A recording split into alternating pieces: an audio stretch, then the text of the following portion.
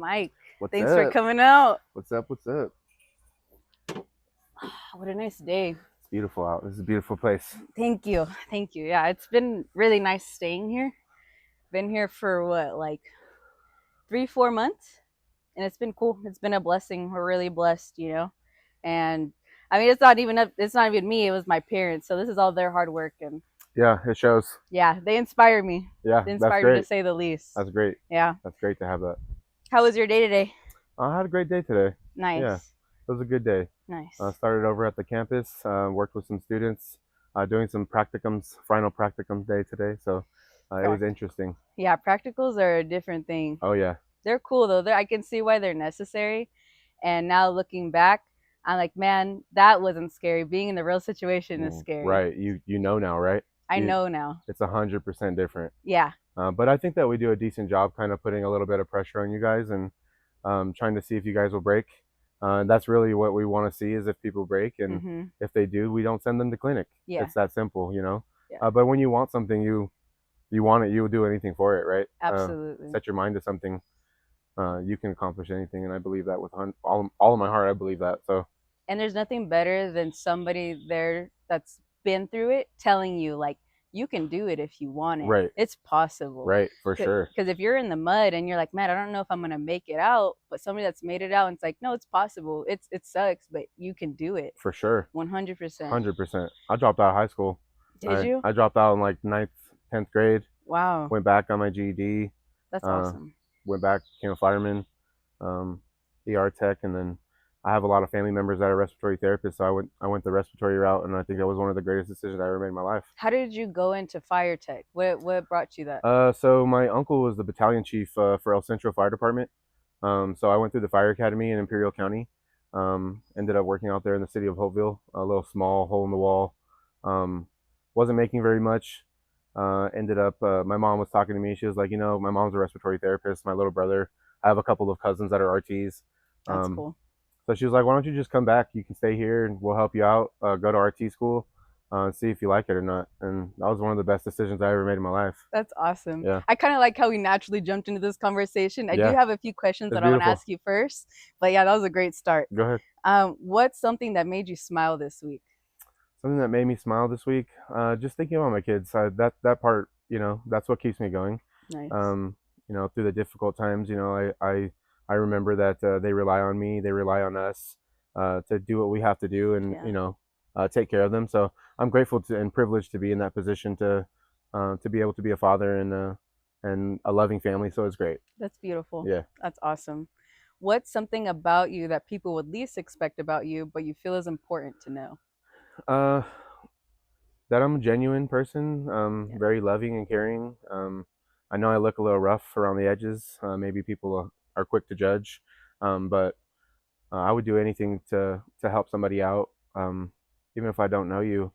I just think showing kindness and love to people is very important, and I think people forget to do that when they get stuck in the mix of things, and just being kind. I think that's super important. It goes a long way. Yeah. 100%. I'm not gonna lie. 100% blunt. I'm exposing myself right here. I don't know if you remember the first day you and I met.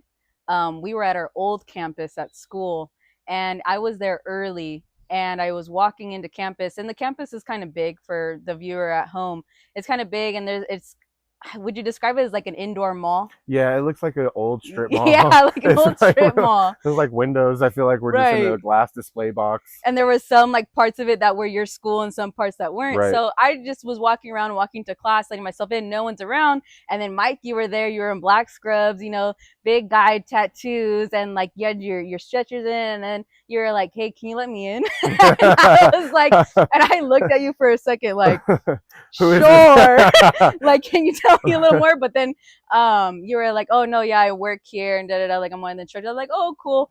But so yeah, definitely like now what I know about you, I would agree 100%. You're so genuine and you just really care. I appreciate that. Like if anyone, could meet Mike for the first time and know that, that's what you got to know. So I love that you said that. I love that. That's awesome. Now, in going to introduce you, to give a brief introduction about yourself, what I know about you, I know you to be a dedicated teacher, professor, a hardworking RT, and you're a bright person all around, and you're also a dad, brother, son. What am I missing, and which out of those categories comes first for you? I would say being a father is most important to me. Um, I think that that's what gives me strength to like go to work every day. Um, I think that that would probably be the most important thing to me. I didn't know what love was until my kids were born. So Mm, that day, when that day happened, or when my daughter was born, my 12-year-old daughter, that changed my life forever. wow. Um, I had to drop off my baggage because I was carrying around a bunch of stuff with me that I didn't need. It wasn't necessary. It took me a while to realize that. So I still struggled with some things. Early on, I struggled with like addiction and stuff. Mm, But my daughter really, and then my son, once my son was born, I changed my life. Like really, I wasn't doing drugs at that time or anything, but I was still kind of, running around, hanging out with people I probably shouldn't have been hanging out with. But I totally like changed my life after that. mm. So I think that's the most important thing to me is that love that I feel for my children. It changed me for the best. That's awesome. Yeah. I didn't even know that about you. Yeah. That's awesome. I'm so happy to see you here as a healthy person and a happy person. Yeah. You're, I hope this inspires a lot of people. Yeah. If you saw me 10 years ago, I don't think you would even recognize me. It's crazy when people say that about themselves because, like, oh, yeah, like I know you like this, but some people, you know them 10 years before, and you're like, oh, shoot, I don't know if like Right. I'd hang out with this person or whatever. But Right. it just shows, like, to what you were saying earlier, it's important to be kind to people. Right. So important because you don't know where they could end up. Right? Or you don't know what they've been through. You don't know Absolutely. the weight that they carry. You don't know the pain that they carry, and um, it could have been the difference between you just being kind to somebody, them being here tomorrow. And Right. I've lost some friends to some horrible things, and one of my best friends committed suicide. Well, I'm sorry. Yeah, and that was years ago. That was probably 10. It was actually 10 years ago. August will be 10 years. August 16th will be 10 years, and that was like a wake up moment for me because I didn't get a chance to talk to him. I didn't get a chance to say goodbye. Um, and like I loved his family and stuff. So just being kind to somebody could be the difference. My mom always told me that growing up. It doesn't matter where you go in life as long as you're kind to people. Good things will come. Would you say that she's one of the people that inspired you the most throughout your life? Yeah, for sure. Nice. She's my rock. That's awesome. She's always been there for me, even when I was in the wrong. She would support me no matter what. And she showed me that that's what I need to do for my kids. Mm, So without her, I don't know if I would be here talking to you. wow. Shout out to mom. I love you. Mom, thank you for my happy Mother's Day, mom. It's coming up. I know you know, girl. All right. So I love that you took us into your personal life, and I want to get back into that. I want to redirect a little bit to into your career. For the people at home watching that are thinking about RT, when I considered the profession, I didn't know anything about it. I would love to hear your beginning. I know you said earlier you talked about being a fire tech, and then you had family members that were RTs. Was there something that stopped you from initially going to RT? No, I did my. It was never a conversation. I had it set in my mind that I wanted to be a fireman for the rest of my life. Mm, But the risk and reward, I didn't think was appropriate or fair enough. Like I want to come home. Like I want to be able yeah. to come home, and I respect the people that do that. So definitely, like all the firemen, police, the military people, like they have something in them that most people don't, and I'm grateful for them. But I felt like as a fireman, I didn't feel like I could give as much as I wanted to, and I feel like in this role, I can actually, I feel like I can make a difference. 100%. Um, and as a fireman, there's a chain of command, obviously, like at the hospital, but in the hospital, you have your patients, and those are my patients. When you're Yeah. on the ambulance or when you're on the fire truck, you guys are all doing a job to help one person or multiple people, depending on the situation. In the hospital setting, it's a lot different. I enjoy showing compassion to patients because like it's a game changer. Yes. Their lives are at the worst time when they're there.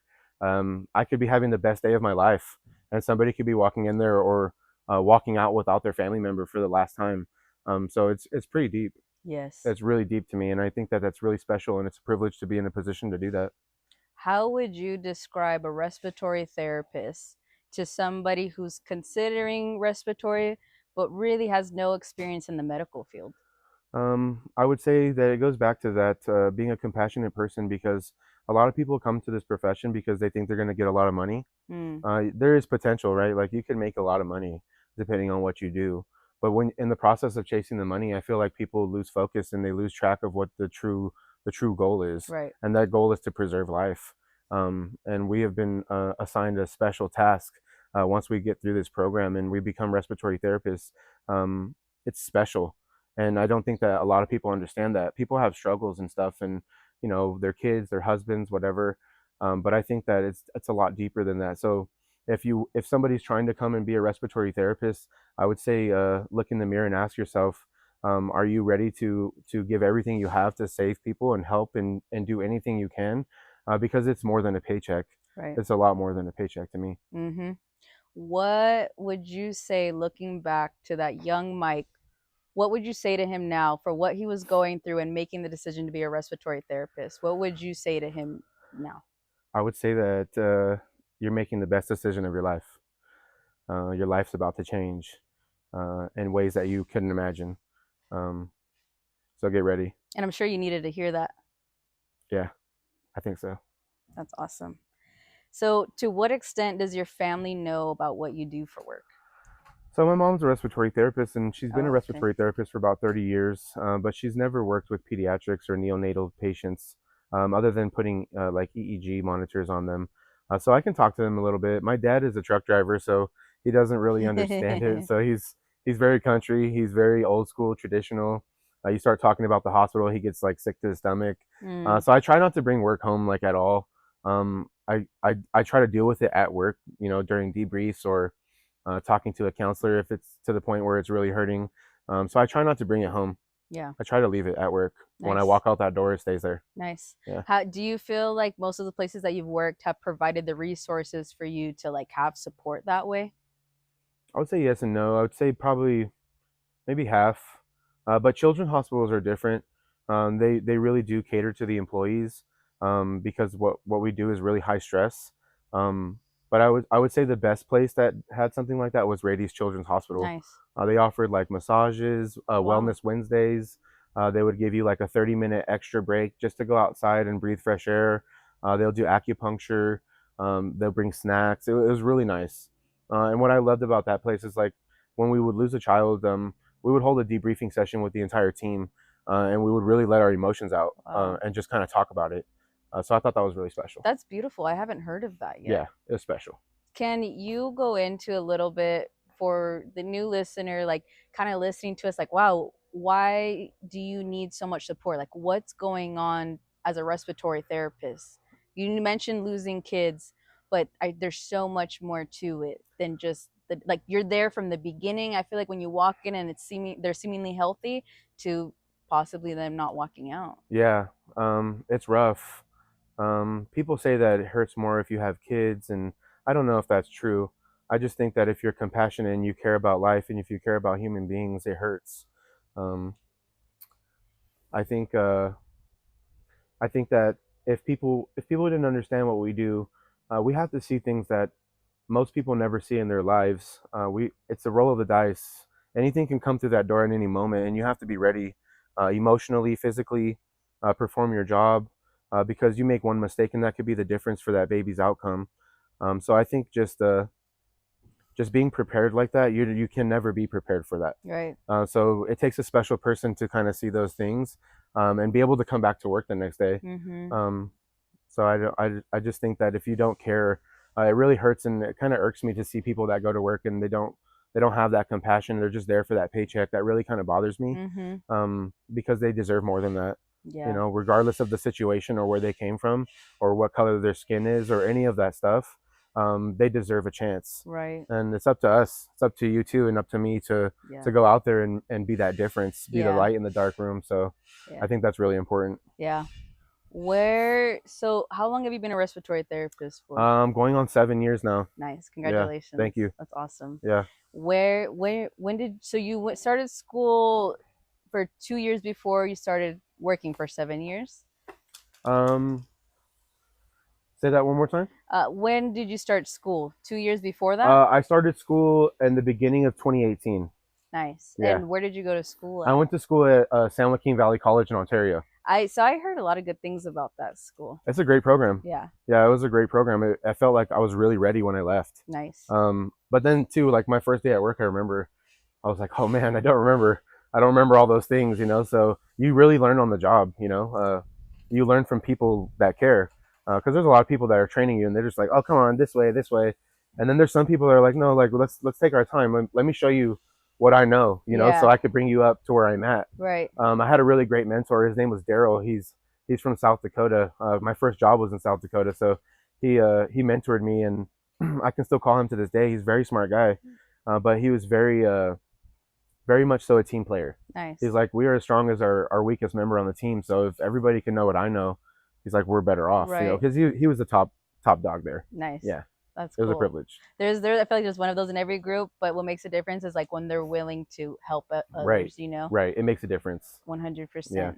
How were you nervous about starting school, considering because you said that you had dropped out of school and now you're immersing yourself in this really science math based program? And was it accelerated? Yes.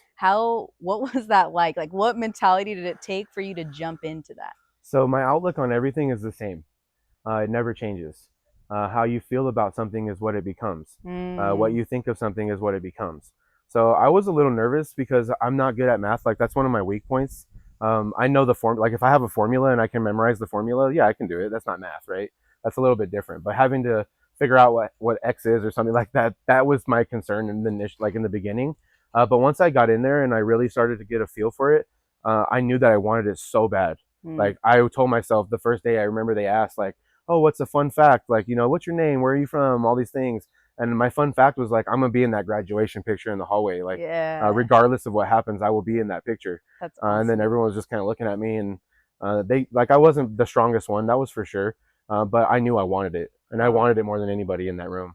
That sounds like it took a lot of like a tremendous amount of self belief. Yeah, yeah. I bet on myself, and it paid off. That's awesome. Yeah. That's awesome.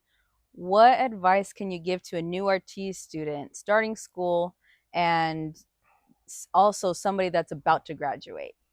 So for the person that's coming in, I would say just be humble as you can be, because this job is extremely humbling. The day that you feel like you know everything, that's when God is going to remind you, um, you don't, you know. I think that just coming in with an open mind, optimistic, eager to learn, be a sponge, that's going to take you very far. Once you get into the field, you start to learn a lot more. For the students that are going to graduate, I would say don't forget the reason why you came here. Hmm. Don't forget what drove you to become a respiratory therapist. Don't forget those days where you felt like quitting, but you didn't, and you're here now. Now you have an opportunity to be that difference. You know, be that bright light in that dark room. Yeah, that's awesome. Now you graduated school and you're ready to start applying to jobs. Where did you want to work and where did you get hired? So my mom's worked at San Bernardino Community for quite some time.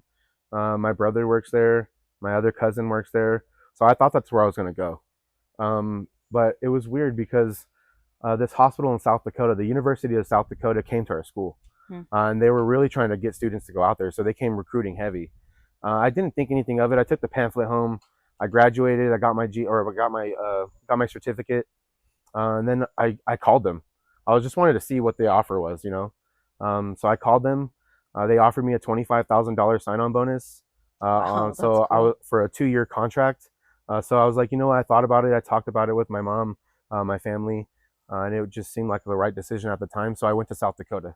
Did you have your kids already at that point? I was already divorced from my ex-wife, so Mm-hmm. me and her were kind of split.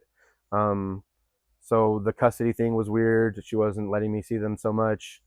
So I went out there in hopes of being able to start this career and come home a better person or a better version of Right. myself, and put myself in a better situation so I could have what she needed. Yeah. And it did work out for the most part. Um, but that changed my life. Going to South Dakota changed my life forever. I love that you have this continuous like self-belief like I can do it and this will make me a better person. Even if you're uncertain about the outcome, you're betting on yourself every single time. Yeah, for That's sure, awesome. for sure. That's cool. Now, you go to South Dakota. How was your work environment there and did you miss it? Did I This is your first do impression. I miss it? Yes. Do I miss it now? Yeah. My first impression, the people in South Dakota are very strange. It was a culture shock because My family is from Guadalajara, and my dad is from Bakersfield, California. So Nice. I have a weird mix Yeah, already. yeah, My dad's very redneck. My mom's very Mexican. yeah. So it was a weird thing when I got there. There's no freeways. Like there's one lane roads. There's like a stop sign where rush hour traffic occurs in the middle of town. So it was definitely a culture shock. But the hospital was probably the best hospital I've ever worked in to this day. The state of the art equipment. Wow, Some of the smartest people that I've ever worked with work there. It was definitely an interesting experience, and it changed my life forever. that's awesome. How long were you there for? So I signed a 2-year contract, and Got like towards the end of that first year, I was like homesick. Mm. And then the money, I was only making $20 an hour. Oh wow. So in 2 weeks, I was bringing home like $1,300. Mm. So it wasn't a lot of money. Mm-hmm. So it was hard to like send money home, and I really missed home. I missed my family. So after 1 year, I came home. So I cut the contract in half, and I came home. Nice. Yeah, Do you remember your first code response? I do. I do remember my first code. I was not a respiratory therapist. I was an ER tech. Okay. Yeah, the gentleman was probably in his late 50s. He was at dinner with his family, and he had choked on a piece of steak. So they were trying to do the Heimlich maneuver. They brought him in through EMS. I was the first person to do CPR on him, and it was my first time. So when they brought him into the ER bay, I hopped up on the chest, and I did CPR for the first time. How old are you? I was 20, 24. Had you ever seen something like that before? I had never seen anything like that before in my life. Wow. Yeah, Yeah. it was an emotional day. Yeah, Sheesh. Can I ask, did he make it? he died. Oh wow. Yeah, he died after about 3 or 4 rounds of CPR. It was an emotional day. All from a piece of steak. Yeah. That's crazy. Um, where do you work now and how long have you been there for? What department are you in? So I have two jobs. I am a NICU therapist at Loma Linda Children's Hospital in Loma Linda, California, and I am a respiratory instructor at Platt College in Ontario, California. Nice. Now, for you can answer for both. Is it hard to get up and go to work in the morning? No, because I love my job. That's awesome. So it's true when people say that if you love what you're doing, like It's it's not. not like I'm going to work, I'm Right. just getting up and doing something that I love. Right. That's awesome. Now, are there any common misunderstandings that you think people have about the department that you work in at the hospital as a NICU therapist? Common misunderstandings in what regards? Like, kind of like as a respiratory therapist, you're just giving a breathing treatment. Oh yeah, that part. I feel like the ones that get stuck there that do that is the ones that don't care, or the ones that just don't put the effort in. Um, I'm usually in the NICU or in the PICU, but that's where I belong. And I don't think that that's just me saying that. Like I think that my efforts show that, and every time I go to work, it's never a question. It's like Mike's going to be in the ICU because Mm-hmm. I truly care. I really do, and I think that it shows. And people get upset, and they may misinterpret that sometimes because like I may come off as cocky, or I may come off as like, oh, he's trying to show off, or he's trying to do this or that. But really, it's not that. It's really because I feel like maybe somebody may be lacking, or they're just being lazy. So I'll get up and just go do it myself. I don't feel like asking somebody that doesn't want to do it if they can't do it on their own. Is it gonna make Right. them feel good if I sit here and I'm like, hey, like, you should go do that. I'll just go do it myself. So Exactly. I feel like I did definitely rub people the wrong way initially. But once they got to see who I was, like, and see that I'm not really tripping on anybody, I just care about the kids. Yeah. It wasn't an issue at all. Right. So there's some things like that. It's just really like laziness for me that um, the management doesn't understand. Mm-hmm. Like they're just like, oh, they're good people. They're good people. I'm like, well, I work side by side with them, and I know the difference between a good RT and Yeah. somebody who's just here for a paycheck. You could be a good person, but be a good person and show your work ethic. Right. Right. Show out. Right. Show out. Right. But that's awesome that you're still willing to, I'm not, it's like, it's not even about anyone's feelings. It's like, I just need to make sure this person gets the highest level of care Right. that they deserve. Right. And for the viewer at home, NICU, PICU, I didn't even realize until recently being in NICU classes, like PICU classes, that how much the respiratory therapist does when a baby's being born and there's a Right. complicated birth coming. Right. Because if you think about it, just like in a code, somebody coming in the hospital, that airway needs to be intact. If you don't have an airway, you don't have you have nothing. There's no life. There's no life. Right. So a baby coming into this world, that's what they need. We need to hear that cry. Yeah. We need something from them. Right. And if not, we got to start stimulating, figuring out what's going on, Right. or intubating them. Right. Can you take us into a little bit more detail about the process of that and things that you've seen as far as like the respiratory therapist just really being in there, because I didn't realize until coming to school, when a respiratory therapist walks into an emergency, everyone's gonna be calm if they're calm, and there's a Right, reason for that. right.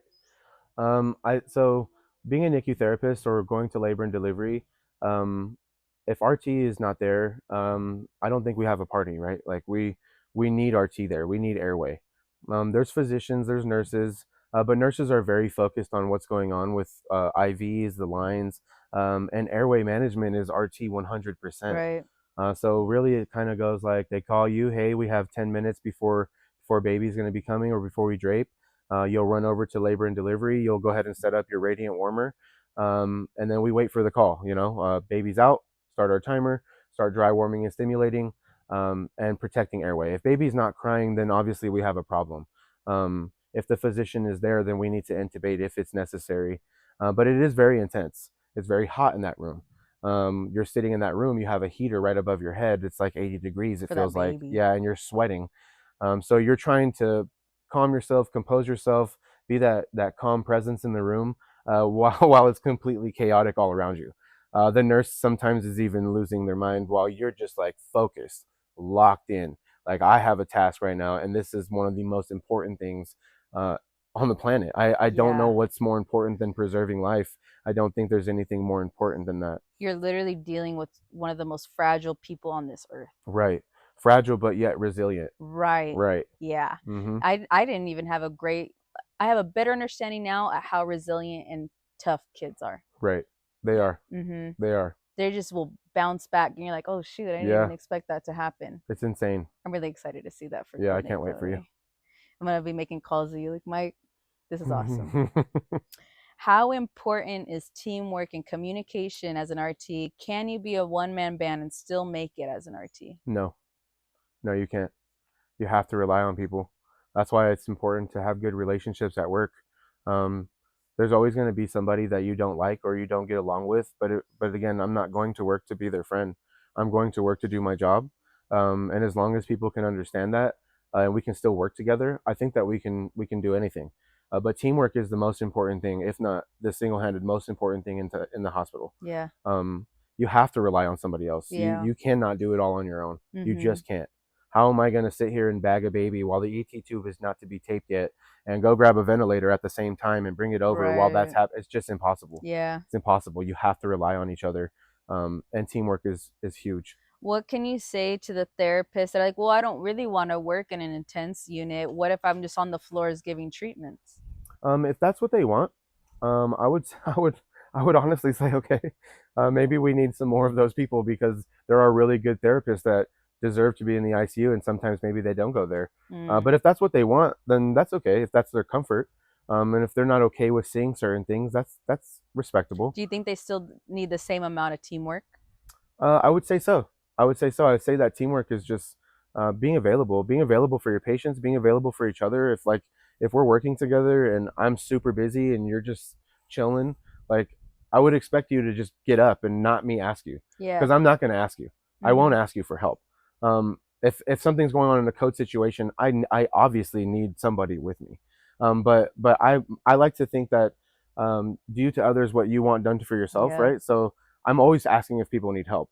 But I would like that from everybody else too, but without having to say anything. Mhm. Just being um, willing to get up and go ask, be like, hey, can I do anything for you? I'm not doing anything, but that's a rare quality these days, I feel like. I I love that you brought that up because I didn't realize how important, but it's been an emphasized since the beginning of at least our program. Be ready. Right, Like, don't, like, if we're working on a car together and I know you need that screwdriver, when before you even ask for it, I want to be here with it right, for you. right, And I was just like, yeah, okay, get that. And I grew up that way. I loved hanging out with my dad, and spending time with him was like doing chores around the house together. And I just liked being helpful. That was just like a connection that I had with him, where I knew I was doing something good because I knew what my dad wanted. And if I was helpful, like, he would ask me to help him more. right. So like, it's just like, okay, like I could see that. And I thought I was good at that. And then we now transitioning to a clinical situation. it's so different when there's like an emergency happening or something kind of intense going on and you're kind of stuck in the moment. You still got to be ready. Right. You got to be locked in and be Right. helpful, or you're just going to get pushed out of the room, Right. rightfully so Right. though. Right. You I know, agree. you got to rise to the occasion. Right. um Now, working, you kind of already went into it, but a new therapist or maybe somebody working in even in an office and they're struggling to gain respect from their coworkers, they're maybe they've even proven themselves to everyone, but they're still kind of like bumping heads, like they're not welcomed in their workplace. And now taking back to a hospital, you're trying to save someone's life. Right. How do you deal with that and not take it home too? So I think just being the difference, like leading by example, not like, yeah, it gets stressful. Yeah, if we sit here and continue to tell ourselves like, you know what, I hate this, or I don't want to work with this person, then you're going to continue to feel like crap. you Yeah. know it's all about like what you think about it. So if I just think like, okay, maybe they had a bad day, maybe they're not feeling good, I'm not Mm-hmm. going to sit here and rain on them. I'm just going to continue to do what I do. Yeah. And if that can be a difference for somebody, then that would be great. But maybe they're not even paying attention to that. That's Mm-hmm. totally fine. But I know that I'm here for a reason more than a paycheck, or just to sit around hanging out, talking to friends, or talking to anybody else. I have a job, Yeah. right? Like, you won't catch me in the hospital just sitting on the chair, like on my cell phone. Like, I'll talk to my friends, we'll have a chit chat here and there. But when there's something to do or we're busy, you won't be able to find me because I'll be in Mm-hmm. one of the rooms doing something. And I think just being the difference, being a true leader, sets the tone. Nice.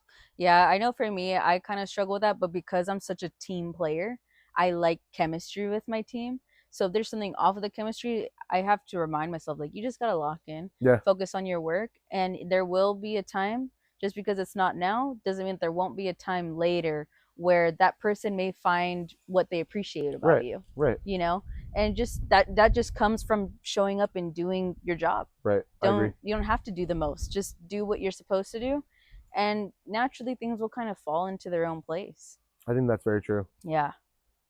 You are working with some of the most fragile patients in the world. How does that affect you as a person, if at all? Uh,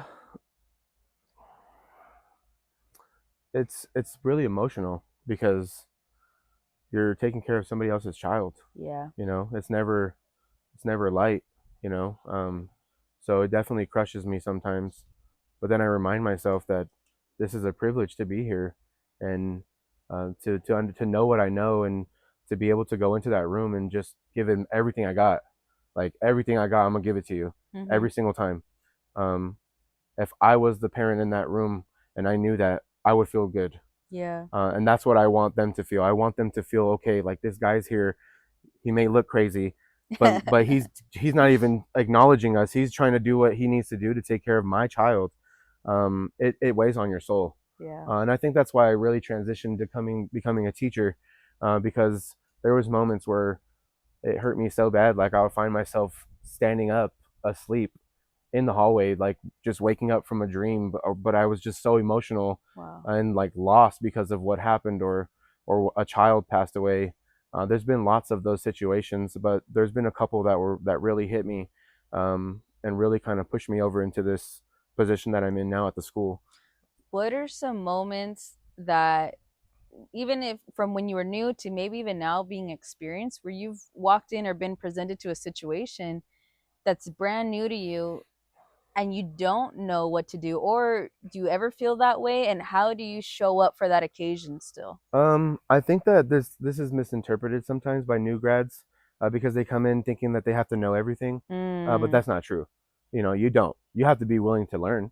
Yes, you have to be eager to learn. Yes, but you're not the only one on the team. right. We're a multiple disciplinary team. We have physicians, we have NPs, PAs, nurses.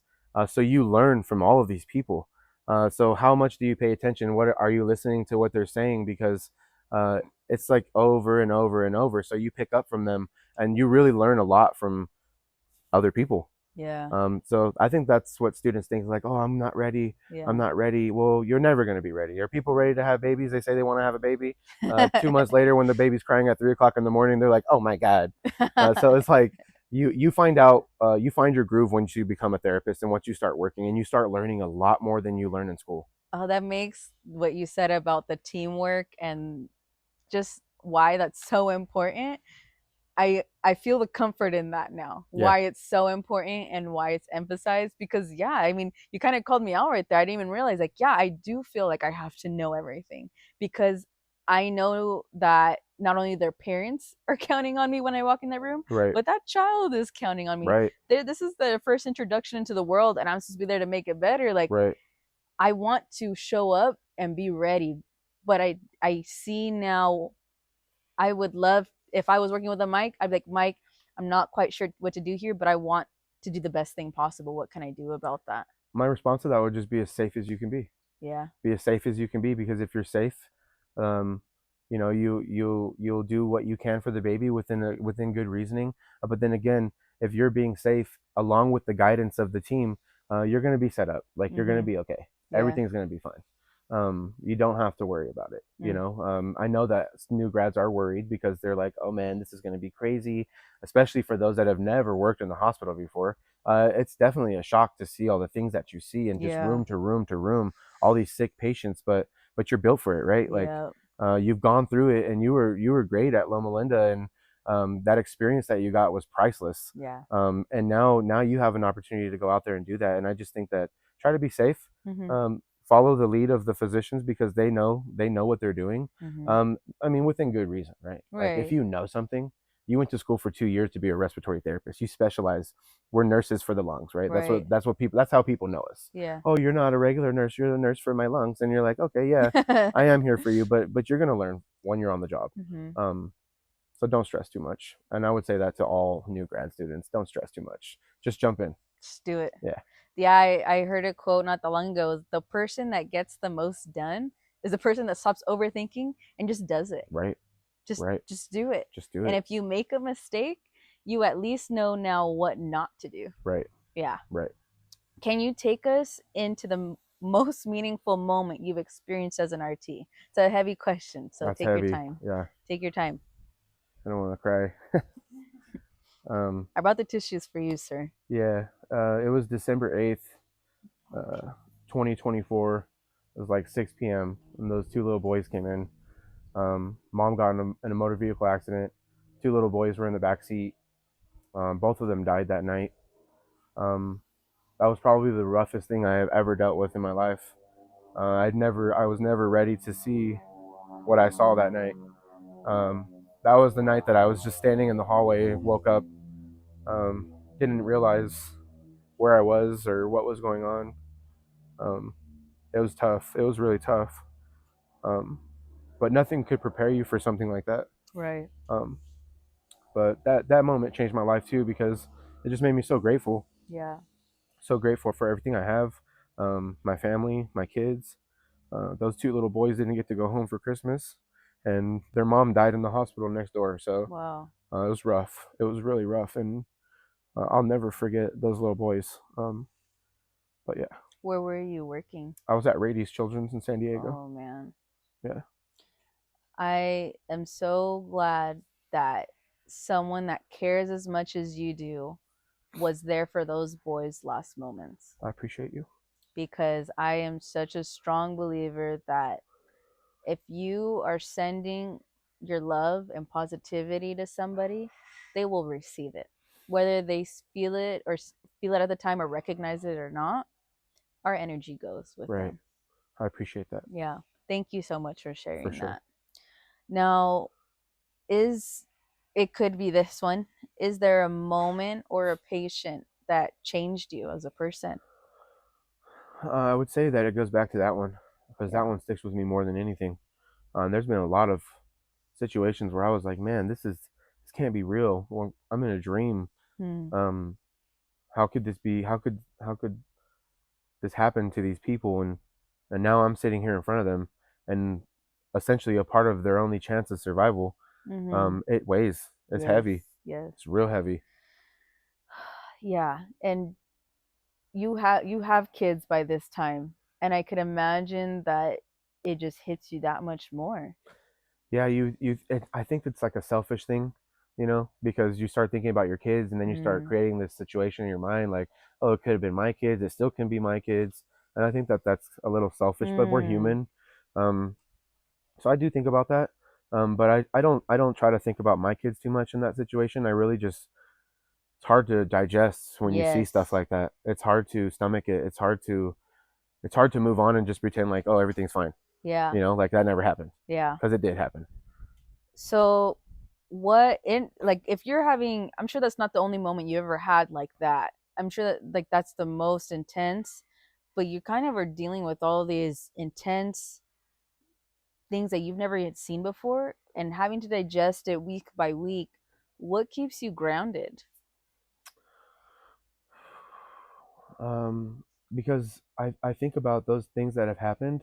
Those aren't the last times, like Mm-hmm. they're gonna happen again. Yeah. And the more that it happens, I feel like the easier it is for me to deal with it. Mm. Maybe not easier to deal with it, but just more mentally prepared, I guess, because it does weigh on you. But to be able to focus in that situation, be able to do your job, it's really hard because you're so emotional, and you have to put your emotions to the side. You just have to. So I think that that would be what I would say about that. I don't know if I have much more to say about that. How do you recharge?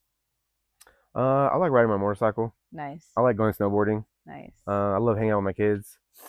Take them to Disneyland or Knott's Berry Farm, or just even just chilling. Nice. They're homebodies, so my son loves being outside. I love going out with him on his little bike, just hanging out. That's cool. Enjoying the simple things, because we don't have a lot of time here. Mm-hmm. A person that lives a long, healthy life, that life isn't even that long. Yeah. And it could end in any moment. You walk out your front door, you never know if it's the last time you get to walk out. So Yeah. I appreciate the small moments. Of course. That's awesome. It's really a skill. It's something that you have to like remind yourself because it's easy to lose sight of. Yeah, you get Yeah. sucked in real quick. Yeah. Yeah, Is there anything that you're struggling with right now, as far as what? as far as your career, like as a respiratory therapist? Mm, I think I'm learning and growing, as far as being an instructor. I've definitely saw a lot of holes in my game, coming here to be an instructor at Platt. So I definitely think that I'm sharpening right now, Nice. trying to gain an understanding and better ways that I can build bridges for students to understand concepts. So I'm learning and I'm growing every day. But as a respiratory therapist at work, it's not that it's not is there's no complacency from myself. But what hurts me is just I feel like sometimes patients that come here, are we really taking care of them? Are we prolonging torture? Are we prolonging this sick cycle? Mm-hmm. So that part really gets me. That Yeah. I struggle with. That's so interesting that you bring that up because I was actually talking to Leslie not that long ago. Sometimes it just feel like I've only worked with adults thus far.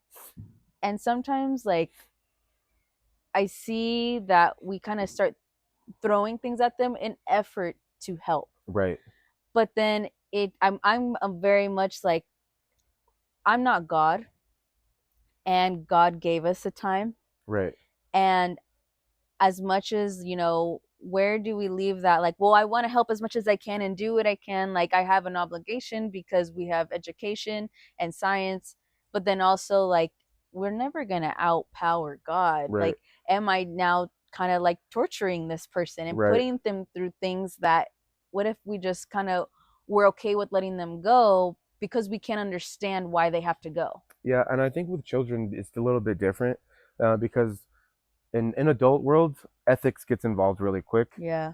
So when there's something unethical, they get involved and they create an ethical environment. Yeah. With children, the ethical thing to do is to allow the parents to make those decisions, Yeah. and that can be tough sometimes. Your son comes in after getting ran over on a scooter, has a total cranny. Now he's trached. His whole life just changed. Mhm. You see those notes from his classmates, and he's in kindergarten or he's in second or third grade, and all of them are wishing him to get well. But you, as the respiratory therapist at his bedside, are looking at him, and he's never going to be the same. Wow. It's deep. It's really Yeah. deep, and it's hard to be a part of that because you want them to be able to go home and enjoy their life, but then you're like, well, what kind of quality of life are they going to have if they're going home like this? It's Mhm. tough, and I think that that's also the reason. Like I want to get away from it. Um, I want to be a full-time teach. It's just kind of hard because Yeah. financial reasons. Yeah. And I feel like that's so real that you said that because no one's Superman or Superwoman. Like, if you spend your life doing that and you can do that, cool. As for me, I I know what my limit is, and I think it's so important to know your limit. How is it possible to avoid burnout? If so, how? Yeah, there is it is possible, because when you graduate, you're like, oh, I want to get as much experience as I can. When I graduated, I was working 6 or 7 days a week every week for like a whole year, Mm-hmm. and I burnt myself out big time. I Mm. wasn't myself. Like I was not depressed, but like just angry. Angry because I was just constantly at work. So like when I would go to work, I'd be fine, but then Mm-hmm. I'd leave work and I would just be like, upset all the time or a piece of shit because I'm tired. Yeah. I think having a good work-life balance is really important. People always talk about that, um, like it's this like fantasy thing, but it's really important that you create time for the people that you love and like the things that you love to Mm-hmm. do. Because going to work every day just to make more money, that is not, um, Yeah. like It's not the answer. it's not. Yeah, Yeah. Yeah, I have to remind myself that because I always think like, oh, well, I have, debt and I want to buy a house and like I want to get married and like I'm just gonna work until like I'm like kind of just treat yourself like a workhorse, like you right, know what I mean? right. But remembering like too that you have a life to enjoy. Right. And people love you at home. So it's Yeah. like spend time with them, go Yeah. go show them that you love them, appreciate them, not just when you need something, but on a random Tuesday, like on a random weekday or anytime, don't wait for Christmas, because Christmas may not come, Right. So when I have a thought of one of my family members, I usually pick up the phone and call them, Hmm. because again, I don't know if they're going to be there the next time I try. That's so big because you may like forget, like for me at least, I sometimes forget like, well, just because I'm working so hard, I think I'm grinding so hard, my family's so proud of me, like this is me showing them that I love them, I'm just working so much. Right. But really some people just want your time. Right. They It's just want to important. It's see you. important that you give it to them. Yeah. Yeah. Oh, I love that. uh what is an unexpected lesson about life this job has taught you, about people, about yourself? Just to seize the moment. Um, life's too short to be angry all the time. Being a positive person is just really important to me, and I wasn't always like that positive. It takes going through adversity to find that, because failure is only something that occurs when you choose it. Um, Mm, something, or like we've talked about that before. Like failing an exam or a quiz, that doesn't define you who you are as a person. Making a mistake doesn't define you as a person. What you do after that is what defines you. What changes are you going to make after learning those mistakes, is really going to tell who you are. It tells what kind of character you have as an individual. that's awesome. Yeah. what what would your life look like now if you never went into healthcare? Um, well, I'd probably still be an iron worker somewhere, because Mm. that's what I did before I came into the medical field. I was an iron worker. I worked for a company that built cranes. Mm, So I've worked like at SpaceX, Lockheed Martin, that's cool. Air Force bases. So that's kind of what I did before, and I probably would have got sucked into that. But I knew that it wasn't. I just knew that it wasn't. I was like, Yeah. I'm done with this. I don't want to do that anymore. Yeah, I Nice. wouldn't feel like I was helping anybody. I Yeah. just felt like I was getting yelled at all day long. You start off, you're the bitch, and you do whatever they don't want to do. And I didn't want to do that forever. And now look at, you're quite literally saving I lives love it. without the risk of something falling on you. That's true. Or myself falling to the ground. Right. Trying to save your own life. Right.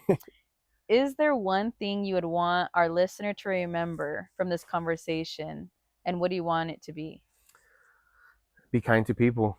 That's it. It kind of goes back to that all the time, because I remember growing up, my mom always telling me that, um, you're going to get what you put into things. You're going to get what you put into life. So being kind to people is very, very important to me. Even if I don't like somebody for something silly, like again, I have to think back and think like, what are they going through? What has caused them to be the way that they are? And that is none of my business, for one. Hmm. But two, you can be that difference. And I know that I sound like a broken record sometimes, but I just think that being kind is the most important thing that you could give to somebody, a Yeah. stranger. Be kind to strangers. Be kind to your family. Be kind to your children. Be kind to your classmates, your peers, your colleagues. Kindness is. And it costs you nothing. It costs you absolutely nothing to be kind, but Yeah. it's very rewarding still. I saw a cute thing, kind of funny, but on a podcast that this girl was like, "Yeah, I'll be at the gym and I'll just send rays, like I'll imagine I'll send rays of love to somebody at the gym and I'll be stretching and just sending them good vibes. Like, I hope you get a good workout in," and she'll start crying. And then when you think about it, it's like, man, like, because it's forcing you out of your bubble, Right, for one, and to see another person that's a stranger and remember that they're a person just like you, trying to have a good day, right, trying to invest in themselves. Maybe that's their first time at the gym. right, And the fact that you know that they don't know that they have somebody rooting for them in that place, it's just it's so invaluable. right. I You agree with can't you. replace that. I love kindness. Me too. All right, we'll dial it back a little bit. What is the funniest moment you've had as an RT? The funniest moment as an RT. Maybe it's funny, maybe it's not. Um, It's already funny. yeah, I I think well, I was an RT student, and I was at Intercommunity Hospital, and I was with the respiratory therapist. His name's Jr. But we were getting a blood gas, and he's doing the blood gas, and I'm standing behind him. He's like, "All right, I'm gonna get the blood gas, and I'm gonna hand you the syringe, and you're gonna go ahead and close it off." I'm like, "All right, cool, no problem." Yeah. Turns around, hands me the syringe. I go to close it, and it squirted blood all over the curtain. No And I was like, way. it's kind of funny, not funny. But in that moment, I was so embarrassed, and like I told him, I was like, dude, I'm so sorry. I'm so sorry. I just messed up really bad. We're He gonna turns need to get around. another sample. Yeah, it was bad. It That's was so funny. bad. Was he cool about it though? He was super cool about it. Aw, He's one of the coolest people I got to meet as far as a preceptor. He was very kind to me. He got to show me a lot of things, but that was probably one of the funniest things. that's so cool that in Yeah, a moment like that, you have somebody else that's cool yeah, there. And yeah, it's just like, you know what, dude? It'll get figured out. Don't yeah. worry, you He know? was like, "We're gonna have to redraw." I'm just like, "Okay, well, we have to change the curtains too because there's blood all over them." What is your coffee order on a rough shift? I don't drink coffee. Oh, you I don't? don't drink or energy drinks either. Nice. But if I go to Starbucks, I am gonna go get me a Trenta strawberry acai with lemonade and sweetener, no strawberries, extra ice. Sheesh, that sounds good. I'm It's gonna have to go delicious. get It's one before delicious. work. What's one thing only staff in your department would understand? In relations to, Uh, so as a NICU therapist and like nurses in that department, doctors, what do you guys all know and see in there that people on giving like just med treatments or in adult ICU, it's gonna be a new concept for you when you get in there. I think there's a difference between people. Because the ones that are involved, right? Like, getting up and going to rounds and listening to what's going on, you get to feel for the doctors. Like these doctors care. Like I don't think you go to school for 12 years and not care about what you're doing. There might be doctors that are upset or like maybe they're assholes, but those doctors care and Mm. like they are willing to do anything for these kids. And I think that aspect of it, just being willing to throw that at them and be innovative and try something different because they want to save somebody's life. I think that that's really special, and I don't think that people see that outside. They just think like, oh, that guy's a doctor or they're nurses, and oh, they have a nice car or this or that. Yeah. Well, like they deserve that. Right. They're dealing with things that are so stressful. Walking into your shift, see if your patient's there from the day before to find out that they're in the morgue now. Mm. It's rough. It's rough. So I think they deserve to have those things. Um, but yeah, I think that that's really important. I think that people should know that, and people should, next time they see somebody like that, I think they should tell them thank you or appreciate what they do because Yeah. it's not like going to a job where you work a production line, putting stamps on a box or scanning packages. It's definitely not that job. Right. It's not retail. It's not fast food. It's real. It's as real Hmm. as it gets. Something that I've started doing when I see somebody in scrubs, awesome, like, hey, where do you work? And I love hearing from them. And you'd be surprised the way their face kind of lights up. Yeah. Some people are kind of like, oh, like, who are you? Like, why are you asking I where think I I think it's work? important too because you don't know if they had a bad day and like Yes. that could have really like lifted their spirits. Right. So I love that. That's awesome. We should start thanking them more. Yeah, and like being like, oh, like I'm in school to be an RT. Like, thank you for what you do. Or you have any advice? Like, Right. I've had some cool conversations with people over it, and just like how we see a veteran or even a police officer, like, just stay safe. Right. Thank you. Right. Like you're doing something and you're seeing things that most people won't see. Yeah, and most people wouldn't be able to, Yeah. because some people see that for the first time and they quit. Yeah. They find a new job or they go back to their old job. Yeah. So it takes a special person to be here. It does. Yeah. What what is the coolest thing respiratory therapy has brought into your life? Um, the coolest thing, the coolest thing. That's a tough question. The coolest thing. I think the coolest thing is that it's created availability. Um, as a respiratory therapist, you only have to work 3 days out of the week. Yeah. I think that's one of the coolest things. That's Like, pretty cool. you work full time. You go to work Monday, Thursday, Friday. I have those other days off. I think that's awesome. Yeah. It gives you time to be creative and do what you want to do. Like, also think like you can support like what your passions are. If that's not something that you feel you're passionate about it, like you can support another hobby or something else. I think that's awesome. Mhm. We have a lot of free time when we're working our 3 days. Yeah. Yeah. That was my plan going into it because I didn't really like know if I would have a passion for it. I knew I loved helping Mm-hmm. people, but I was like, you know what? It does allow a schedule for me to work on my hobby, Right. to do something that I'm passionate about, like this podcast. So something that like you just have more time for. And I tell people that they're like, oh, what are you going to school for? I don't know what to do. I didn't know what I want to do. Right. I just chose something and I know I'm going to give my effort and I'm going to care about it. And I'm also just going to invest back in myself. That's what I love about it. It gives you Right. freedom. Yeah, you do put a lot of effort. Yeah. Yeah. Okay, so now I'm going to close this out with the last three questions.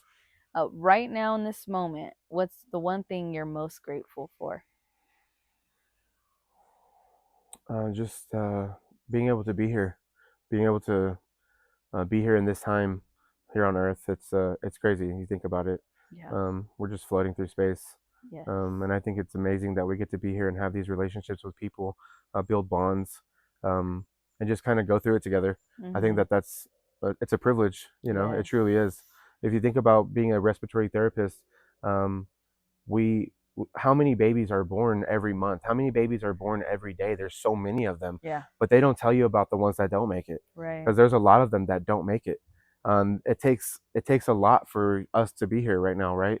Everything has to go perfect inside of mom for you and me to be here right Mm-hmm. now. And how many times does that not go perfect? Right. We deal with that percentage of patients. We deal with those babies that don't make it or not perfect, or they are perfect still. Don't get me Yeah. wrong, they are perfect. But they don't develop, or they're underdeveloped, or Yeah. something's complicated with mom. It's an amazing thing to think like we made it and we're here. Mm-hmm. It's just, I'm grateful for that. Yes. And I love that you said that because something that I want to bring to reality for the viewer at home wondering, working in labor and delivery, you don't go to all the pretty labor and deliveries. Like you don't go to all the nice, mom had a perfect pregnancy. It's like they know it's going to be complicated and you show up when there's something that's going to go wrong Right. and you're there for them and you're trying to just make it go right. Right. And to your point, like as I'm studying in classes, we're created so beautifully and engineered so beautifully. It's insane. Mm-hmm.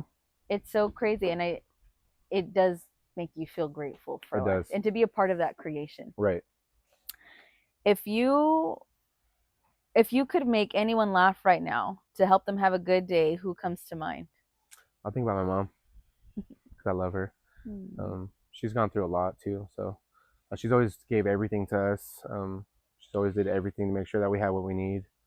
Um, so I'm so grateful for her. If I could sit there and make her laugh, I would do it every time. I love that. Yeah, We might have to get mom on here too. should do it. Talk to mom. Mom, you're inspiring us today. She knows I love her. If you were gone today and you had the chance to put a message on every TV, billboard, and platform for the world to see and think about, what would it say or what would that image be? Hmm. That's deep. Take your time. That is so deep. Take your time.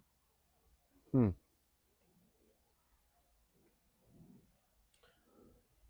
Did you say one word, No, or doesn't you have just to say be a word. whatever It I could want? be a phrase, could be an image. I would say, not to take anything for granted. What you have right now may not be the situation you are in tomorrow. Yeah, Um, be grateful, be humble, be kind, love each other. that's That's it. awesome. It sounds so like easy, but then you really think about it, you're like, I need to put effort into this. I could do better at doing Right. this. It's a deep question. Yeah. That's really really deep, and Like I need to put that on a post-it note when I wake up. You know what I mean? And remember these things because they're so important. they are so important. Like you said earlier, it's the simple things. Right. The simple things in life is Mhm. it's the most important things. Mhm. Yeah. Well, thank you for everything that you do. I mean, I think we've only been talking for like an hour, and I want you back on the podcast already. I I'd would love to definitely. get back into more your story, but I really appreciate this time with you, and thank you for everything that you do out there. Well, I appreciate And you too. thank you for you. Thank you Thank you too. for you. And I'm glad that you made the decision to come to the program because I think you're going to be a great respiratory therapist. Thank you. No, I don't think I know. I know. Thank you. I know. I I appreciate it. appreciate it too. Thank you, Mike. Thank you so much.